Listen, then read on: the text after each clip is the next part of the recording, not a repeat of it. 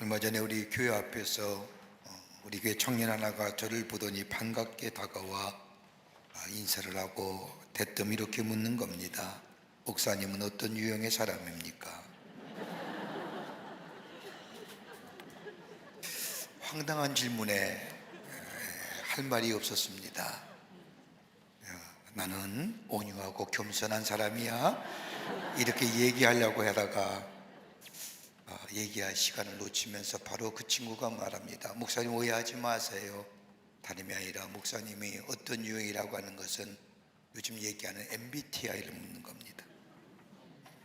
요즘 다 세간의 화제가 되어서 넌 어떤 유형이냐 맞춰보기도 하고 맞니 안 맞니 이런 얘기합니다. 근데 이 MBTI는 마이어 브릭스라고 하는 사람이 개발해낸 성향입니다.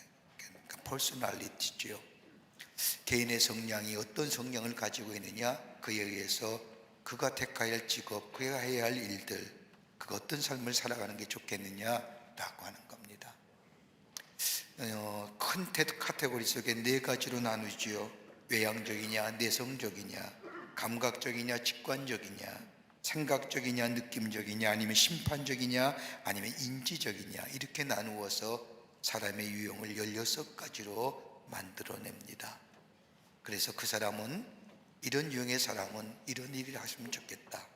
ESTJ 같은 사람은 슈퍼바이저, 이렇게 일하는 데 있어서, 또 ISTJ 같은 사람은 이런 얘기 저런 얘기, 매니저 같은 스펙들 검사하는 사람이 되면 좋겠다. 이렇게 사람을 이야기하면서, 성격을 이야기하면서 앞에 나가야 할 일들을 제시해 주는 겁니다.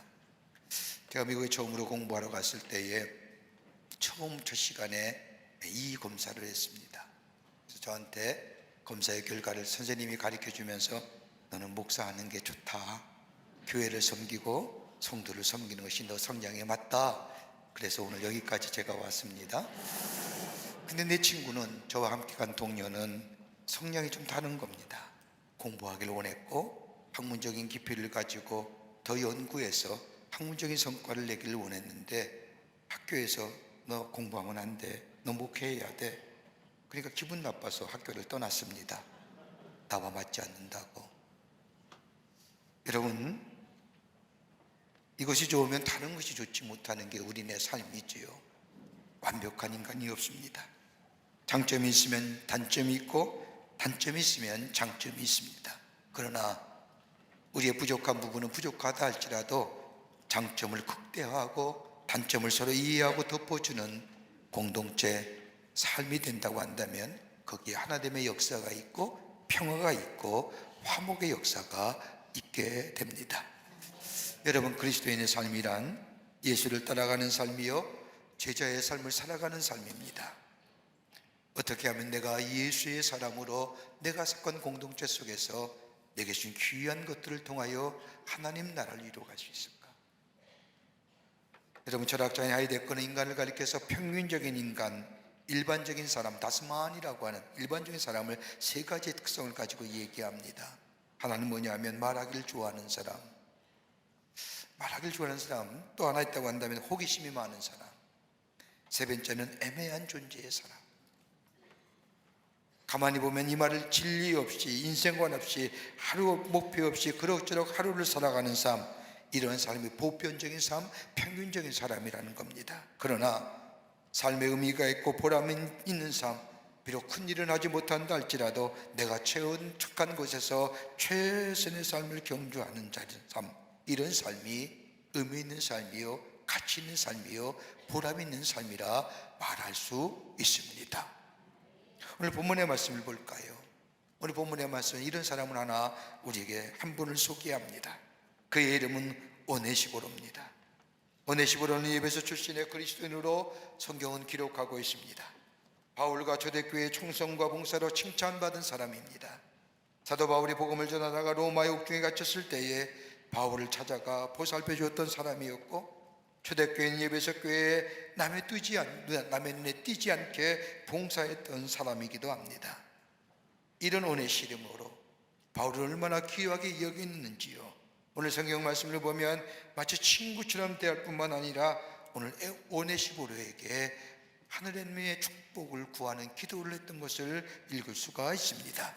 바로 그 18절 말씀입니다.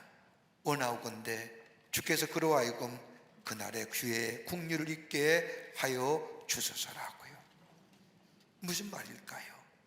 그날에 기쁜 날에 하나님이 함께 기뻐해 주시고, 그래서 기쁨이 배가 되게 하시고, 그날에 슬프고 괴로운 날에 주님이 동행하셔서 그의 슬픔과 그의 아픔을 위로해 주셔서 슬픔과 위로가 반으로 나눠지게 하시고, 동행하시고 인도하시고 함께하여 주시옵소서라고 하는 기도.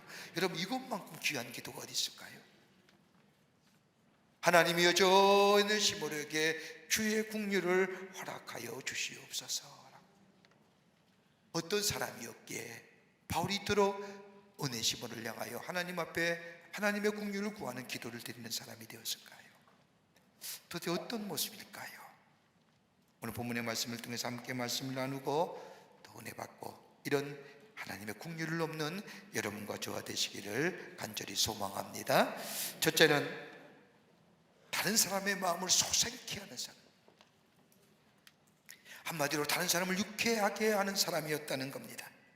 오늘 장 16절의 말씀을 보면 사도 바울은 오네시모를 칭찬하면서 그는 나를 유쾌하게 했다라고 말합니다. 세번역 성경에도 유쾌했다고, 세번역 성경에는 유쾌했다고 하는 말을 이렇게 바꾸어 말합니다. 그는 자주 나에게 용기를 북돋워 주었다. 유쾌하게 했다, 용기를 북돋워 주었다는 말은 헬라 원어를 보내면 아나푸코라고 말합니다. 이 말은 활력을 더하여 준다는 겁니다.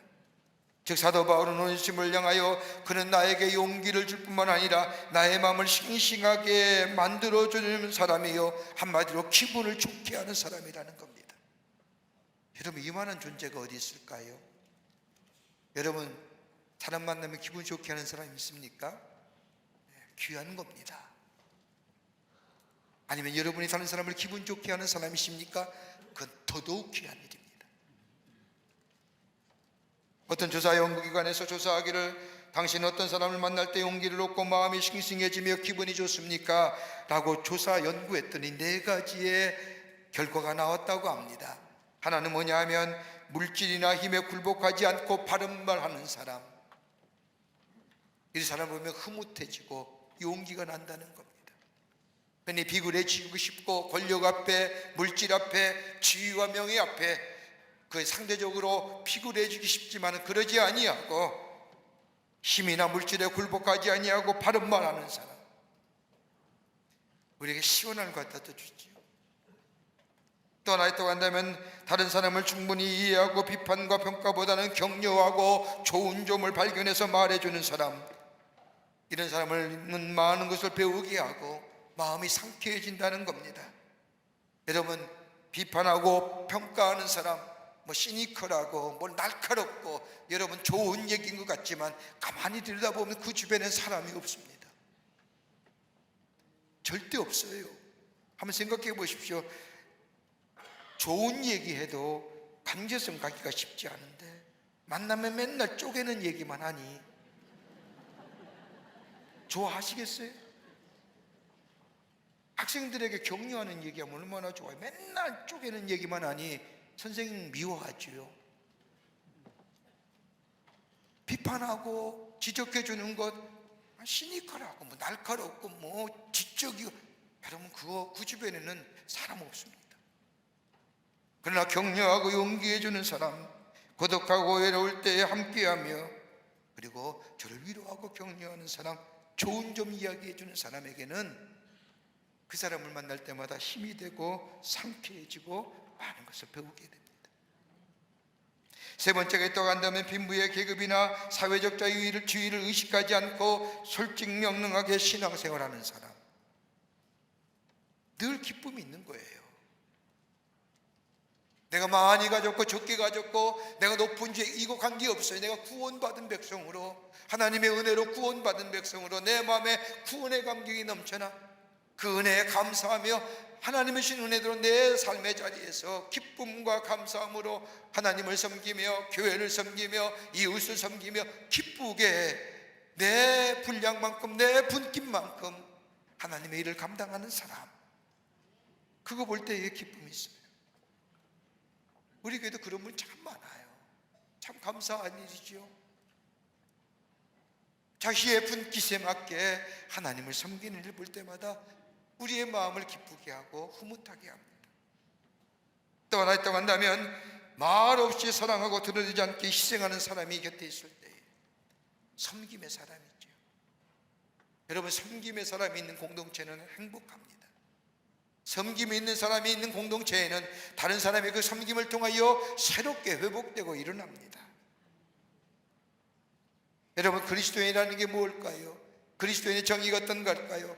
우리는 구원받은 사람이요, 하나님의 백성이요, 하나님의 나라의 자녀요 라고 이렇게 명시적으로 얘기할 수 있지만, 가장 중요한 것이 있다고 한다면, 내가 예수 그리스도의 십자가의 은혜로 구원받아 내 삶의 자리는 내가 아니라 예수 그리스도가 내 삶의 주인 되시며 성령이 나의 삶에 임재하시어 나를 이끌어가는 사람, 그러기에 성령을 통하여 내 삶 속에 사랑과 희락과 평과 성령의 열매가 맺어지는 삶, 그래서 나로 인하여 나만의 기쁨이 아니라 나의 삶을 통하여 다른 사람을 기쁘게 하는 삶, 이게 그리스도인의 삶의 정의라 얘기할 수 있을 겁니다.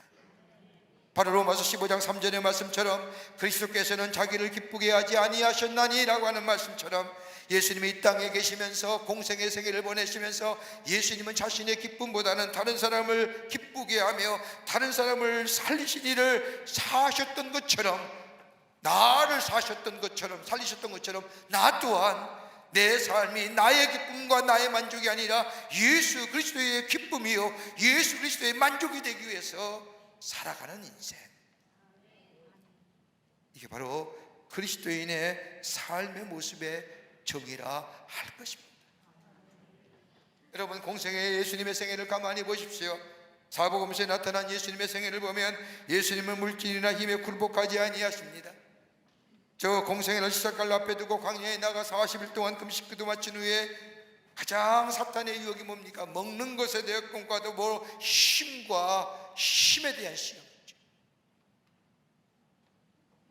그런데 예수님은 거기에 굴복하지 아니하십니다. 그분 하나 빌라도가 가지고 있는 로마의 권력 앞에서도 예수님께서는 자신을 이 땅에 보내신 목적을 분명히 아시고 그 물질과 권력과 힘에 굴복하지 않습니다. 그와 반대로 예수님은 공생 기간에 다른 사람의 마음을 살펴주셨습니다. 이해해 주셨습니다. 저들 편에 서서 생각하려 했고 저들에게 용기를 주신 분이 우리 예수님이십니다. 여러분, 혈육적인 여인, 관계성의 단절로 인하여 물질은 있었지만 고독감과 소외감에 쌓여가는 삭개오, 사랑 때문에 가정의 결핍으로 인하여 반복적으로 결혼하고 살았던 이 수가성의 여인, 외롭고 고독하고 죄책감에 쌓여있는 저들에게 예수님은 찾아가셔서 저들의 고통과 아픔을 함께 느끼고, 그리고 저들의 소외와 고독감과 절망과 좌절의 것들을 이해하시며 그 자리로 일어나게 하셨다. 이렇게 본다면 예수님의 생애는 자신의 기쁨을 위해 사는 것이 아니라 다른 사람의 기쁨을 위해 사셨던 우리 예수님, 바로 우리가 그 예수님을 따라가는 사람이란다고 한다면, 다른 사람을 기쁘게 하고 다른 사람을 편하게 하고 다른 사람의 이름을 높여주며, 바로 이것이 바로 우리 그리스도인의 삶의 자리요 삶에 살아가는 모습이라 할 것입니다. 오늘 성경 말씀을 보십시오. 오네시모로 바울을 찾아갔습니다. 바울이 어떤 사람입니까? 저 다메섹 도상에서 예수를 만나서 하나님의 사람이 되었습니다. 새롭게 변화되었습니다. 그리고 하나님의 부르심을 받아서 이방인의 사도가 되어 일평생 예수 그리스도를 전합니다. 저 부활의 주님을 만났던 그 감격, 예수 만나기 전에 내가 가졌던 것을 지키기 위해서, 내가 믿는 종교를 수호하기 위해서 다른 종교를 박해하며 다른 사람을 잡아 헤아렸던 그 삶의 모습에서 예수 만난 후에 새롭게 변화하여 나를 위해 사는 삶이 아니라 다른 사람을 위해 살았던 이 사도 바울, 그가 로마의 감옥에 갇혔을 때에 영혼의 몸이 된 것은 다름이 아니라 저 하나님을 모욕했다는 신성모독죄와 더불어 로마의 권력에 대하여 대항했다는 이유 때문에 저 로마 황제 앞에 재판받으러 간 그 바울을, 다른 사람에 대해서는 수근수근 얘기하고 다른 사람은 이렇고 얘기하지만은 이 오네시모로는 바울을 찾고 찾아 그를 격려하며 그를 위로하며 그를 세워주며 그를 인정해주며 자신이 예수 그리스도를 통하여 바울이 전한 복음을 통하여 자신이 그렇게 변화되었던 것을 저 바울 노사도, 이제 하나님 앞에 갈 얼마 남지 않는 저 사도를 향하여 그 로마의 감옥을 찾아 그를 유쾌하게 했다는 겁니다. 어떤 글일까요? 선생님, 지금 교회들이 얼마나 부흥하는데요. 선생님이 그렇게 헌신하신 결과 내가 선생님 계셨던 예배석 교회도 안녕이요 고린도께서 잘 부흥하고 성장했습니다. 바울의 가치를 인정해주고 바울을 유쾌했던,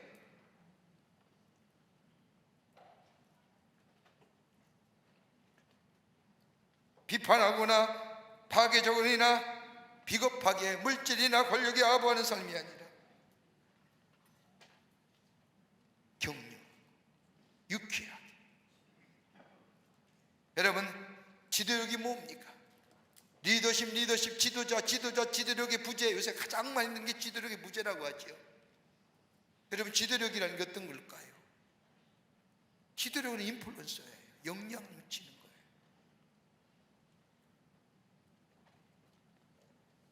인플루언서가 리더예요. 왜 지도력의 부재입니까? 하는 일 곳곳이 우리의 삶 속에 영향을 미치지 못하잖아요. 지도자가 아니라고 부정하는 거예요.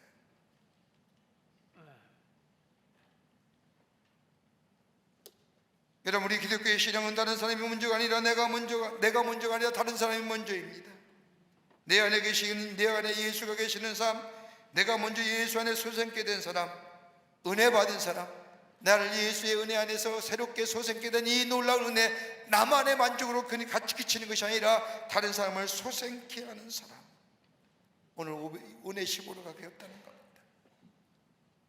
바울을 통하여 전해진 예수 그리스도의 이 생명의 복음을 통하여 나를 소생케 하고 나를 새롭게 했던 것, 저 로마의 감옥에 영혼을 없는 저 바울, 그를 찾아가 그를 소생케 하고 그를 세워주며 그에게 활력을 주었다.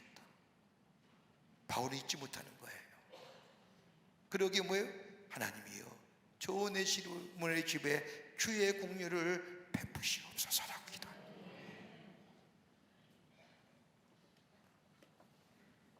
두 번째는 다른 사람의 진가를 찾아 인정해주는 사람이었습니다. 담에 대하여 인정하는 성격의 소유자였다는 겁니다. 본문 16절의 말씀을 보며 사도 바울은 오네시모를 향하여 이렇게 말합니다. 나의 사슬에 매인 것을 부끄러워 아니하며, 사도 바울이 사슬에 매여 죄수로서 감옥에 있는 사실을 부끄러웠지 않았다는 겁니다. 다시 말한다면 바울의 진가를 인정하고 바울의 고난에 동참하며 바울의 의를 인정해 주었다는 겁니다. 하나님의 말씀을 전하다가, 예수를 전하다가 저 영혼이 된 저 사도 바울, 많은 사람들이 사도 바울 향하여 죄인이라 얘기도 하며 분명 무엇인가 했기에, 잘못했기에 저렇게 옥에 갇힌 것이 아니라고 수근수근하지만은 이 오네시모로는 그렇지 않게 생각했다는 겁니다. 바울 선생은 잘못이 없다고 생각한 이 오네시모로는 바울을 인정해 주었다는 겁니다. 이와 유사한 사건이 사도행전 28장 11절 이하에 나옵니다. 사도 바울이 죄수의 신분으로 수많은 어려움을 겪으면서 마침내 로마에 도착합니다. 물론 로마의 교회 성도들에게 편지를 했습니다. 로마에 가기를 원한다고 몇 번이나 피력했습니다. 기회가 없었지만 이제 죄수의 몸이 되어 영어의 몸이 되어 로마에 도착한 이 바울, 실망입니다. 좌절감이 있습니다. 이제 내가 이 길을 갈 때 언제 내가 돌아올지 모릅니다. 그렇게 하나님의 말씀에 담대했던 이 사도 바울 마음속에 사도행전 28장의 말씀에 왠지 서운한 마음이, 외로운 마음이 그에게 찾아왔습니다. 그런데 로마에 딱 도착하는 순간 이 바울을 놀라게 한 일이 있었습니다. 다름이 아니라 그 로마의 절대 권력 앞에, 이 황제 앞에 내가 믿는 신은 황제라고 고백해야만이 살 수 있던 그 시대에, 아니요, 내가 믿는 오직 예수 그리스도라고 고백했던 로마의 그리스도인이 이 바울로 오사다가 온다는 얘기 듣고 아피온 강정에 나와 바울을 환영한 겁니다. 그때에 바울이 그 모습을 보고 성경에 뭐라고 얘기해요? 담대한 마음을 얻은 감사. 여러분, 다른 사람을 인정해 줄 때에, 다른 사람의 가치를 인정해 줄 때에 상대방이 갖는 마음이 어떤 마음인지 아십니까? 용기 있고 담대한 마음으로 다시 서 있는 마음이죠. 아무도 없을 것 같았던 로마의 그리스도인들이 바울을 인정해주고 바울을 환영하게 될 때 바울은 감사한 마음과 더불어 담대한 마음을 얻었다고 말하고 있습니다. 저는 개인적으로 사람들을 많이 만나는 사람 가운데 하나입니다. 사람을 만나고 나면 또 만나고 싶은 사람이 있습니다. 그런데 사람을 만나고 나면 만나고 싶지 않은 사람이 있습니다. 근데 어떤 사람은 한 번만 만나도 계속 만나고 싶고 보고 싶은 사람이 있는데, 가만히 생각해 보면 왜 내가 그 사람을 한 번밖에 안 봤는데 계속 만나고 보고 싶을까? 제 마음속에 이유가 딱 세 가지 나옵니다. 하나는 뭐냐? 내 이야기를 잘 들어주는 사람. 자기 주장하는 거 아니에요. 내 편에 서서 내 얘기를 잘 들어주는 사람. 그런 사람 만나면 한 번만 만날 뿐만 아니라 또 만나시고 계속 만나고 싶은 거예요. 또 하나 분이가 또 하나의 이유가 있다고 한다면 나 중심으로, 자기 중심으로 말하는 것이 아니라 상대방을 배려하며 존중하며 상대방 중심으로 이야기해요. 가만 보십시오. 언제나 내 생각은 이래, 이런 얘기하는 거 아니에요. 대화하는데 왜 내 생각을 얘기해요? 상대방을 배려하고 상대방을 존중히 얘기해요. 그러면요, 그 사람은, 그런 사람 보면 만나고 싶고 또 만나고 싶고, 그 얘기에 내가 위로받잖아요. 또 한 종류가, 또 한 부류가, 또 이유가 생각나는 건 다름이 아니라 나라는 존재를 인정해 주는 거예요. 있는 그대로. 과감.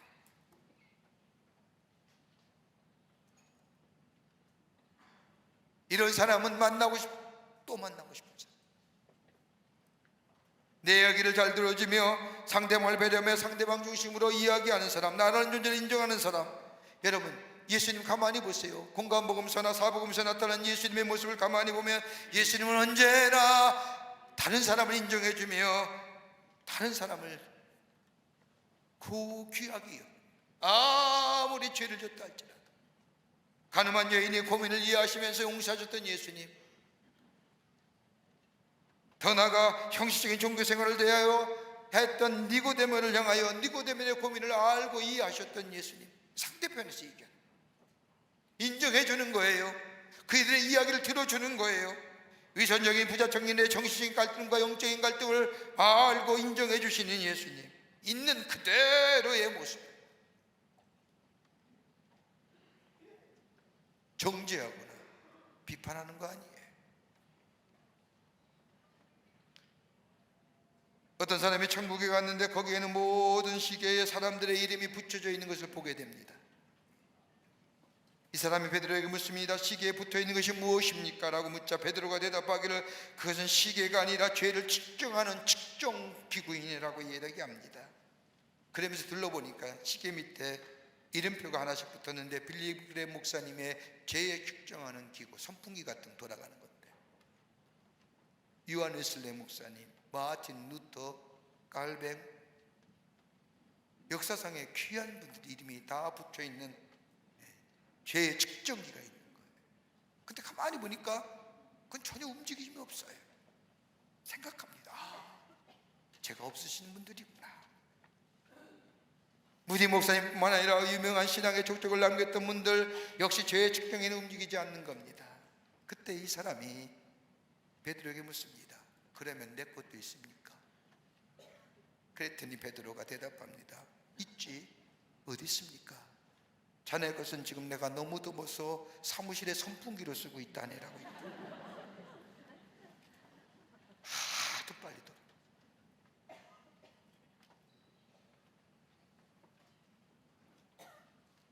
우리의 믿음을 하나님 앞에 인정받는 것도 중요하지만 다른 사람을 인정해 주는 것, 예수님이 우리를 인정해 주듯이 다른 사람을 인정하는 사람, 비판하고 깎아내리는 거예요. 오늘 오네시모로는 오네시모로 볼 때마다 기쁜 거예요. 찾아와서 바울을 인정해 준 거예요. 바울 목사님이 전도했던 선교의 귀한 역사가 이렇게 열매를 맺습니다. 저 빌립보 교회가 서갑니다. 예배소 교회가 서갑니다. 말씀 말했던 고린도 교회가 아름답게 서갑니다. 누가 회개했습니다. 여기 성경에 나오는 부겔로와 호모교회는 도망갔지만 그걸로 실망하지 마세요. 그보다 더 많은 사람들이 당신의 복음 전함을 통하여 생명을 얻고 새롭게 소생했습니다. 기쁨인 거예요.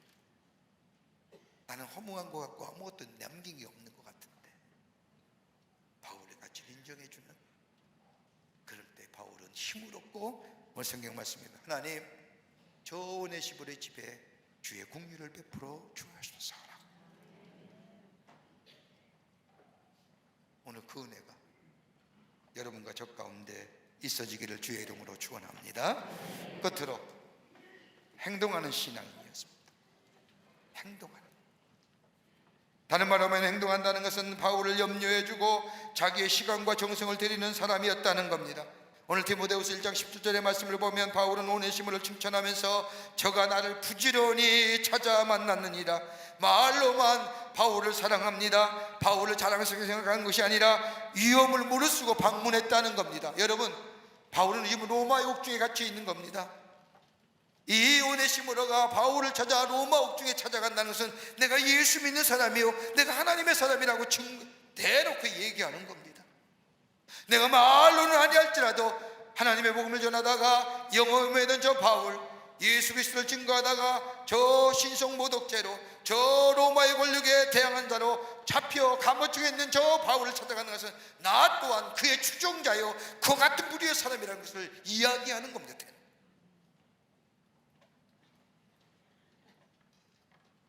그럼에도 불구하고 부지런히 찾아가 만나고 위로하고 격려하는 겁니다. 무엇을 바라고 한 것도 아닙니다. 무슨 기대를 가지고 한 것도 아닙니다. 다만 바울의 진실함과 바울의 거룩한 생애에 함께 동참하고자 했을 뿐입니다. 그러기 18절 말씀을 보면 바울이 얘기합니다. 저가 예배소에서 얼마만큼 나를 섬긴 것을 내가 잘 아느니라. 섬겼다예요. 디아콘.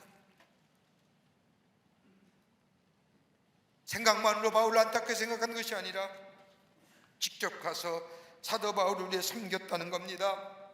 봉사했다는 겁니다. 여러분, 내가 속한 공동체에 누군가가 섬김이 있으면 내 기쁨이 되는 거죠.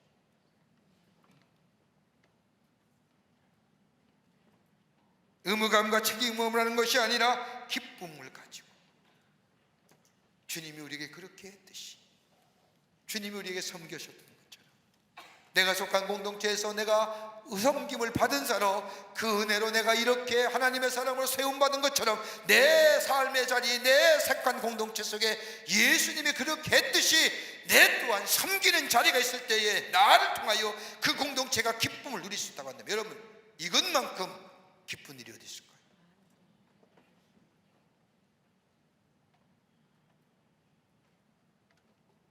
여러분, 상대방의 마음을 기쁘고 유쾌하게 만드는 변화의 동력, 운동이 세 가지 있답니다. 3C라고 얘기하는데, 하나는 뭐예요? 염려해 주는 것, 돌봐주는 것, 케어.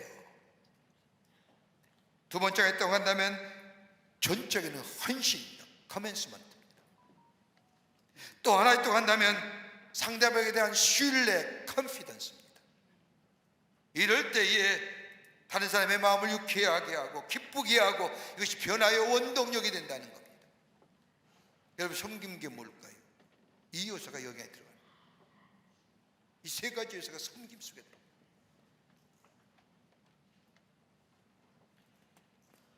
마틴이라고 하는 로마군 장교가 전쟁에 나갔다가 부상을 당하고 집으로 돌아오는 길에 있었습니다. 피투성이가 되고 옷은 다 찢어지고 간신히 힘을 다해 집으로 돌아가고 있는데 휘청거리며 돌아오는데 어느 집 문 앞에 보니까 한센병 환자가 쭈그려 앉아 있다가 마틴을 보더니 물을 좀 달라고 합니다. 마침 자신이 먹던 물이 있어, 마시던 물이 있어 그 물을 주었습니다. 그랬더니 이 한센병 환자가 배가 고프다는 겁니다. 이 말을 듣는 마태는 얘기합니다. 미안하네, 내가 먹을 것이 나 또한 없다네. 그랬더니 한센병 환자가 이번엔 춥다고 호소합니다. 이 얘기를 듣는 이 마태는 자신의 찢어진 군복 외투를 벗어서 그에게 입혀주었습니다. 그리고 자신은 그 추위 가운데 돌아가다가 그만 길에서 죽고만.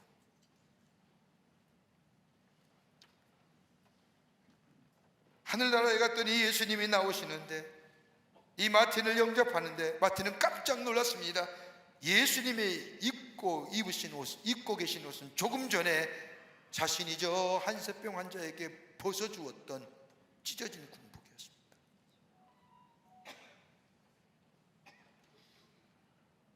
말로만 그리스도인의 삶이 아니라 행동하며 염려해주며 시간과 정성을 들여서 그리스도의 사랑을 전하는 삶. 오네시모로가 그랬다는 겁니다. 시간 들였습니다. 정성을 들였습니다. 자꾸 찾았습니다. 그리고 섬겼습니다. 바울이 얼마나 큰 위로 되겠습니까? 여러분, 이번 주간이 청추절입니다. 가족들이 다 함께 모이지 않습니까? 기쁘고 좋은 얘기만 합시다. 너 왜 시집 안 갔느냐? 넌 왜 장가 안 가느냐? 왜 넌 아직도 거기밖에 못하느냐? 여러분, 그런 얘기 하지 마자고요. 위로하자고요. 격려하자고요. 인정해 주자고요. 그리고 그의 삶을 기쁘게 해줘. 그럴 때에 여러분, 그 예기치 않는, 기대치 않는 은혜 아닐까요? 맨날 똑같은 명절 때만 모이면 똑같은 시나리오 속에 똑같은 멘트. 그러니까 안 오려고 하고 안 만나려고 하고 밥 같이 안 먹으려고 하고 할 수만 있다면 이유되고 안 가려고 하지 않습니까? 이번 중추절 좀 바꿔보시죠. 격려하자고요. 위로하자고요. 인정해 주자고요. 그리고 소망 주자고요. 그럴 때 그것은 바로 나에게 돌아온 하나님의 축복. 이런 믿음의 귀한 걸음을 통하여 하나님의 축복을 누리며 우리의 삶 속에 이 중추절의 기쁨과 더불어 그리스도 안에서의 주시는 은혜가 넘쳐나는 복된 삶 되시기를 주의 이름으로 축원합니다. 하나님 감사합니다. 저희들 주께서 사랑해 주셔서 하나님의 사람 세우시고 우리에게 구원과 영생을 허락해 주심에 감사합니다. 하나님, 이 놀라운 은혜, 주의 도우심, 인정해 주심, 격려와 용기해 주심이 오늘 나로 하여금 나되게 하셨는데 이제는 다른 사람에게 좋은 말, 선한 말, 복음의 기쁜 소식, 격려, 인정, 섬김의 모습을 통하여 하나님의 나라를 세워가는 저희들로 주께서 삼아 주시옵소서. 성령이 도우실 줄 믿으며 예수님의 이름으로 기도하옵나이다. 아멘.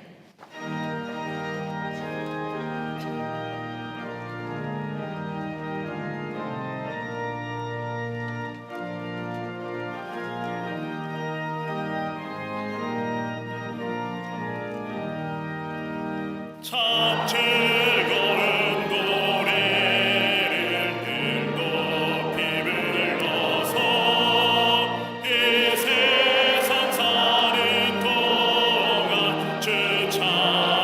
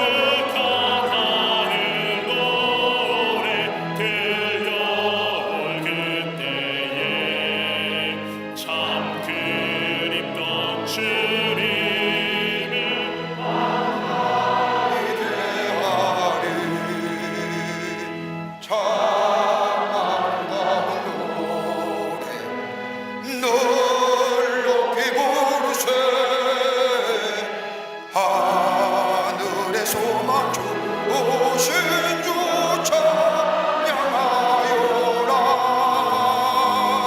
참 아름다운 노래 다 함께 부르세.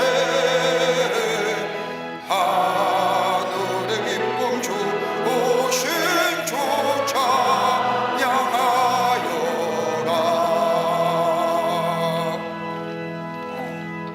지음은 주 예수 그리스도의 크신 은혜와 하나님 아버지의 한량없으신 사랑하심과 성령님의 인도하심이 거룩한 주의 날 주의 전열라와 마음과 정성을 모아 하나님 앞에 예배하며 주신 말씀 가슴에 새기고 저 세상에 나가 하나님의 사람으로 예수 그리스도를 증거하는 삶으로 살기로 새롭게 결단하고 성전에 물러서 저 세상을 향하여 걸음 옮기는 당신의 거룩한 광림의 권속들과 영상을 통하여 예배드린 하나님 나라의 거룩한 백성들 머리머리 위에 주께서 지금으로부터 영원토록 함께 하시기를 간절히 축원하옵나이다. 아멘.